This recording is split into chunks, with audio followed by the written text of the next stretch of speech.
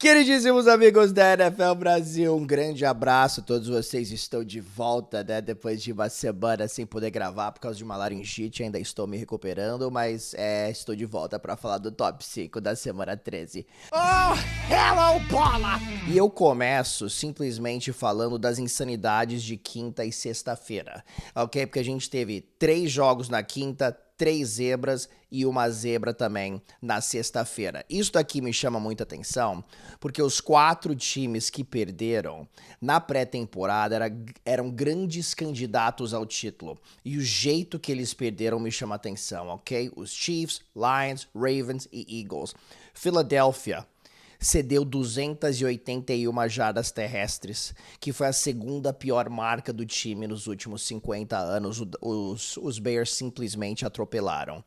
O Baltimore Ravens cometeu 5 turnovers, que foi a pior marca do time desde 2013, e isso contra um Cincinnati Bengals que não estava fazendo nada defensivamente, 10 jogos seguidos cedendo pelo menos 26 pontos. Lamar Jackson tá jogando mal e já faz um tempo, ele teve 3 turnovers e o Baltimore Ravens anotou apenas 14 pontos. Que tá o Kansas City Chiefs com 119 jardas de falta, pior marca do time também desde 2019, né? Então a gente tá falando de times que são ainda candidatos, mas que na pré-temporada eram considerados favoritos, que vacilaram de uma forma realmente impressionante. O Green Bay Packers, Micah Parsons teve 2 sacks e meio nessa última partida contra uma linha ofensiva que também tem tido seus problemas. A gente sabe que a linha ofensiva tem sido o ponto forte do Detroit Lions aqui nos últimos anos, e o Jordan Love também foi dominante nessa partida e teve 4 passes para touchdown, né?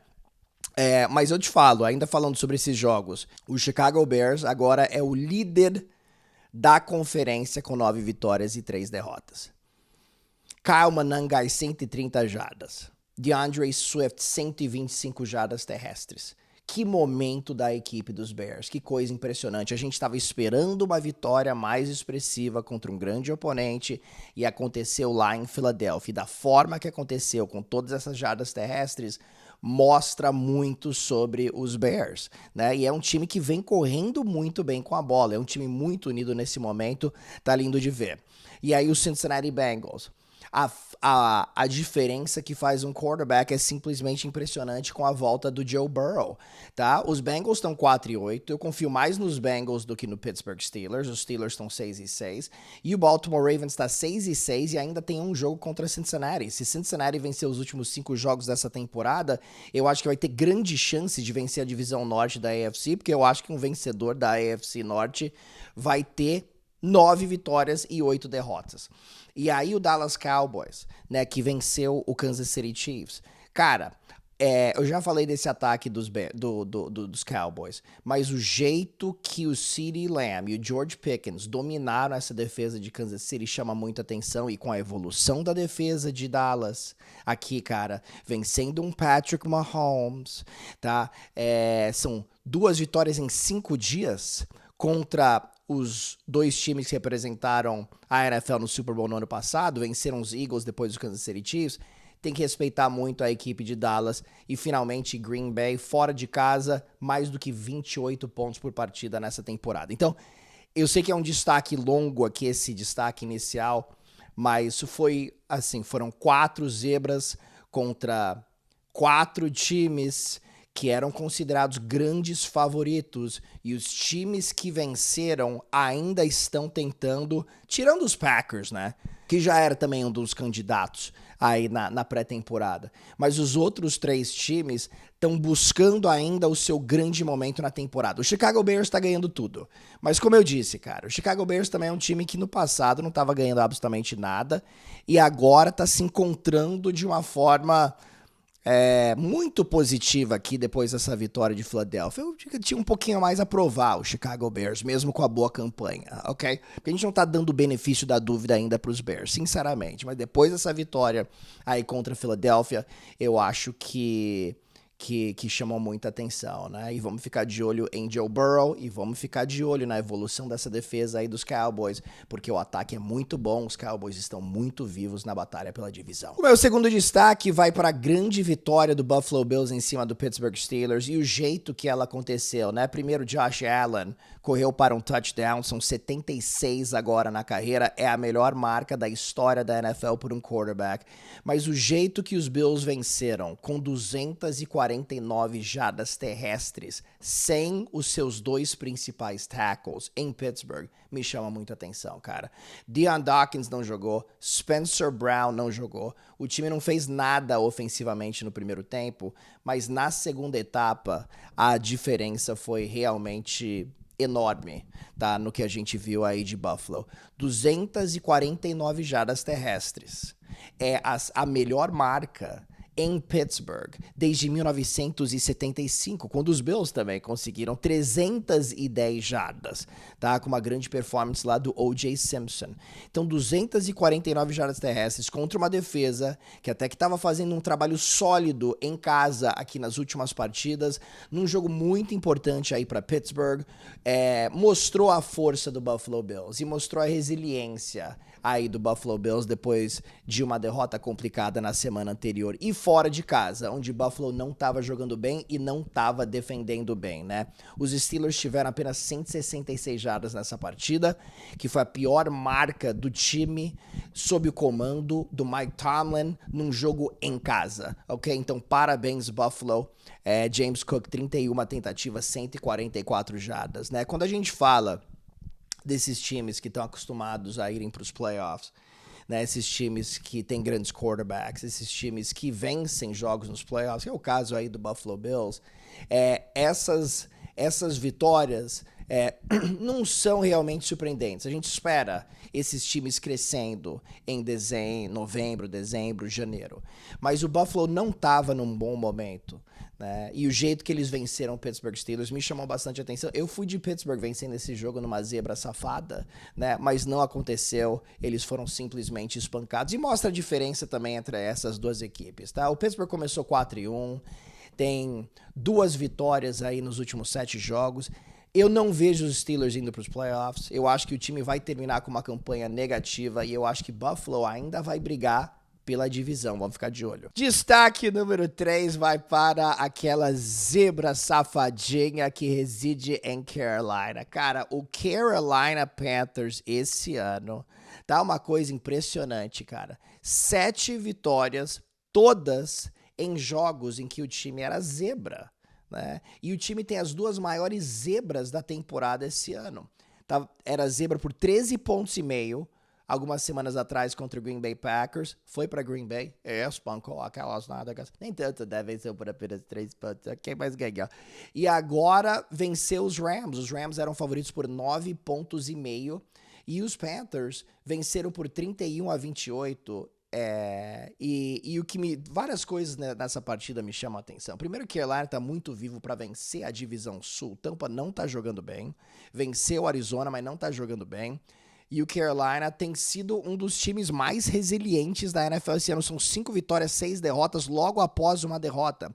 O time foi para São Francisco na semana passada, não fez absolutamente nada ofensivamente, e aí recebeu uma ótima defesa em seus domínios, né? Essa defesa dos Rams é excelente. E o time foi lá e colocou 31 pontos no placar, o que mostra, né, que as coisas mudam drasticamente no mundo da NFL de semana a semana. Né, depois que a gente viu dos Panthers, a gente falou assim, nossa, os Panthers vão anotar o quê? 10 pontos aí nessa partida? Não, jogou em casa, o Bryce Young tem se mostrado um quarterback resiliente, né, o time também, eu sei que não estava correndo muito bem com a bola, mas é um time capaz de correr com a bola, e é um time capaz, e é um time que vem dando a volta por cima nessa temporada, tá? E uma coisa que me impressiona, Bryce Young entrou na liga em 2023. Ele já tem 11 campanhas vitoriosas no quarto período, ou prorrogação, obviamente para dar a vitória pro time dele, né? Campanhas vitoriosas. Tem 13 vitórias na carreira, 11 aconteceram em campanhas na reta final do quarto período ou prorrogação. Isso daí é impressionante e representa a melhor marca da NFL desde que ele entrou na liga, né? Só isso pro Bryce Young. Então a gente sabe, Ele tem sido um quarterback muito criticado, ele merece as críticas, né? Porque ele foi a primeira escolha do draft em 2023, tem tido seus altos e baixos, a gente sabe disso. Mas, cara, reta final, coloca a bola nas mãos dele e geralmente coisas boas acontecem, né? E nesse jogo, a gente viu as grandes jogadas acontecendo em terceiras e quartas descidas. Então, parabéns pro Carolina Panthers, cara. Essa é uma vitória maiúscula contra os Rams e contra um quarterback que estava com uma sequência de 28 touchdowns seguidos sem lançar uma interceptação. A melhor sequência de um quarterback nos últimos 45 anos e uma sequência que acabou na segunda campanha dos Rams, quando o Matthew Stafford lançou uma interceptação na endzone. Foram 3 turnovers nessa partida aí do Matthew Stafford. 3 turnovers. E isso foi, obviamente, chave para a vitória do Carolina. Tivemos interceptação na endzone, tivemos interceptação retornada para touchdown. Aí do Mike Jackson, tivemos um fumble forçado. Grande trabalho de Carolina, e eu acho que o time volta, meio que, depois da derrota contra o São Francisco, a gente fala assim, tchau, Carolina. Agora meio que volta na briga, né? Acho que ganhou muito respeito de todo mundo depois dessa vitória. Carolina é um time perigoso. O meu quarto destaque vai para as mudanças que a gente está vendo na AFC Sul. Tivemos 2 jogos aí dentro da divisão aqui nesse último fim de semana. O Jacksonville venceu o Tennessee e o Houston Texans venceu o Indianapolis Colts. A gente olha na classificação e as coisas estão drasticamente diferentes nesse momento. O Jacksonville Jaguars agora é o primeiro colocado e, sinceramente, o Indianapolis Colts corre sérios riscos de não irem para os playoffs. Os Colts, nesse momento, entrariam como wild card, mas logo atrás a gente vê o Houston Texans, a gente vê o Kansas City Chiefs, que já venceu o Indianapolis Colts nessa temporada, nesse momento, 2 jogos atrás, mas a gente sabe que Kansas City ainda vai brigar para chegar nos playoffs, e o Indianapolis Colts não tá jogando bem. São 3 derrotas nos últimos 4 jogos, e o que mais me chama a atenção é o Daniel Jones. E o que me chamou a atenção nessa partida foi o jeito que Houston mandou blitz para cima do Jones. Porque Houston é um time que não manda tantos blitz, mas o Daniel Jones tá baleado, tem uma lesão na perna, e ele foi blitzado em 11 de 28 dropbacks nessa partida, né? Então Houston mandou blitz em 39% das jogadas aí de passe, que foi o maior percentual do time aqui nessa temporada, né? E pressionaram bem o Daniel Jones, que não fez nada sob pressão nessa partida, e isso me preocupa, porque a gente vê os últimos jogos, né? Daniel Jones tem sido o problema. Então, será que ele tá voltando ao planeta Terra depois de um início ótimo? Linha ofensiva tava brilhando, jogo terrestre brilhando, tava tirando toda a pressão em cima do Daniel Jones, que também tava jogando bem de um modo geral. Mas agora realmente eu tô preocupado. E aí eu olho o outro lado, Houston, CJ Stroud de volta depois de 3 jogos fora, ele sob pressão foi muito bem na partida, né? Então esses são jogos que você precisa do seu quarterback brilhando, né? Jogo de divisão contra a melhor defesa da liga. E aí, Daniel Jones? E ele não fez nada, né? E o Jonathan Taylor não correu tão bem com a bola nessa partida e o Daniel Jones não conseguiu salvar o time, apenas 16 pontos do placar. Então, Indy, nos últimos 4 jogos, tem uma média abaixo de 22 pontos por jogo, depois de anotar quase 34 nos 8 primeiros jogos da temporada. Daniel Jones, 2 de 11 contra blitz. E além disso, o Sauce Gardner se machucou, uma lesão aí na panturrilha. Então o momento não é bom para a equipe do Indianapolis Colts, e Houston agora com 4 vitórias seguidas, com a defesa que tem, com a volta do CJ Stroud, jogando como ele jogou aqui nessa última partida. Ele brilhou, mas fez um bom trabalho, como eu disse, sob pressão. Houston é um enorme player para vencer essa divisão, e eu acho que tem tudo para vencer a divisão, mas nesse momento é o Jacksonville Jaguars. Difícil chegar a muitas conclusões depois da vitória dos Jags em cima de Tennessee, porque Tennessee é um time simplesmente horrendo e horroroso, tá? Os Titans tiveram 118 jardas nas últimas 9 campanhas dessa partida. Mas eu te falo uma coisa, cara, o Trevor Lawrence, mesmo sem o Travis Hunter, que nunca fez muita coisa nessa temporada, pra te falar a verdade, mas era pra ser Travis Hunter e Brian Thomas, né? Brian Thomas tá jogando nada. Teve 2 recepções nessa partida. E aí o Travis Hunter tá machucado. E mesmo assim, ele foi lá, 2 touchdowns, nenhuma interceptação de Kobe Myers, um jogador que eu gosto demais. Segundo jogo seguido que ele anota um touchdown. Parabéns aí pra Jacksonville, que tá 8-4, número 1 na divisão. E aí o meu quinto destaque aqui vai para 5 jogadas. Eu queria fazer, não é necessariamente um top 5, mas são 5 jogadas que me chamaram muita atenção aqui nesse jogo, nessa semana. E eu começo, número 1, com uma das recepções mais lindas que eu já vi na minha vida. Foi o Puka Nacua, no 4º período, contra o Carolina Panthers. Ele agarra a bola assim, ó. Assim, e o passe é contestado e o jogador ainda bate na bola.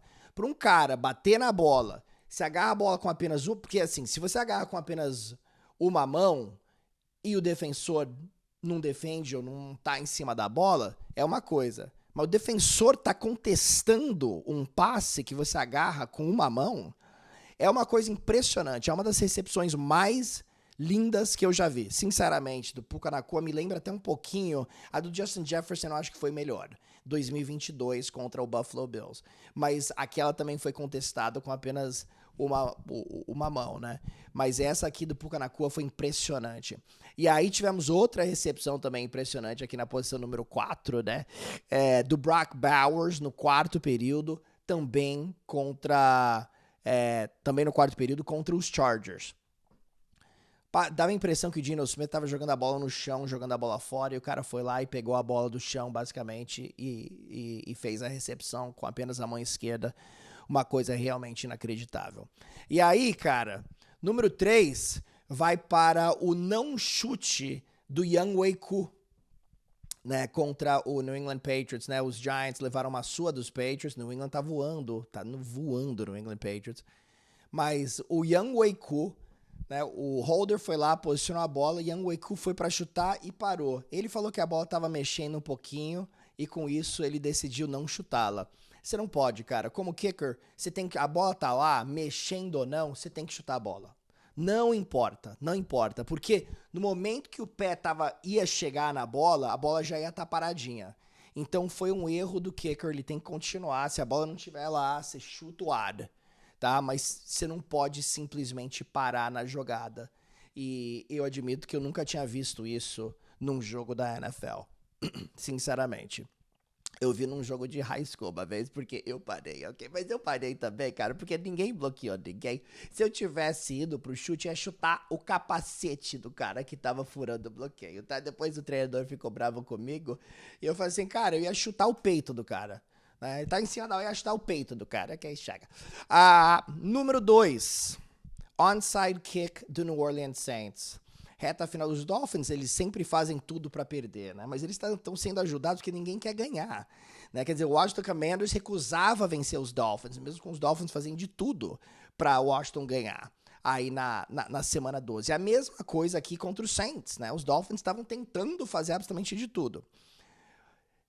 E o New Orleans recuperou um onside kick. Mas me chama a atenção porque claramente no replay a jogada foi revisada. A gente viu que o jogador do New Orleans encostou na bola depois de ela ter viajado apenas 9 jardas. A bola tem que viajar pelo menos 10. E a marcação de campo foi que a bola tinha encostado num jogador do Miami em sua trajetória, né? E aí se encosta antes no jogo dos Dolphins, um jogador dos Dolphins, aí você pode, obviamente, recuperar a bola sem ela viajar 10 jardas. Mas eu fiquei chocado, porque claramente a bola não encostou no jogador dos Dolphins e poderia ter prejudicado muito a equipe de Miami se, logo na sequência, o Chris Olave tivesse agarrado uma bola na end zone que ele acabou dropando. Teria dado a vitória aí para Nova Orleans, mas eu achei que foi um erro da arbitragem, mesmo com a evidência clara que o jogador encostou na bola antes das 10 jardas, e para mim não tinha qualquer chance dessa bola ter encostado no jogador dos Dolphins. Eu não vi qualquer evidência disso.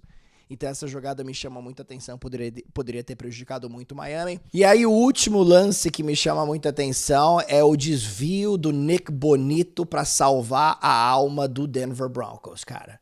né, no jogo contra o Washington Commanders, no Sunday Night Football, num jogo simplesmente espetacular, prorrogação, 27-26 aí para Denver, e os Commanders poderiam ter chutado o extra point, mas a gente já sabia que eles iam tentar arriscar os 2 pontos lá para vencer o jogo, anota um touchdown numa quarta descida, e o ataque dos Commanders funcionou um pouquinho aí na reta final contra Denver, hein? E aí arriscaram os 2 pontos, o jogador estava livre, e o Nick Bonito conseguiu desviar o passe em cima do Marcus Mariota para salvar o Denver Broncos. Não foi uma vitória muito expressiva aí de Denver contra um time que não tá competindo por vaga nos playoffs. Terry McLaurin jogou bem, Deebo Samuel, né? Achei que o Marcus Mariota se portou bem, lançando passes curtos e tudo mais. Mas mais uma vez, Denver escapando. Não inspira aquela confiança, cara, o Denver. Não inspira aquela confiança. Vamos ver o que acontece aqui. Vitórias apertadas, né? Mas tá vencendo. Tá com uma ótima campanha.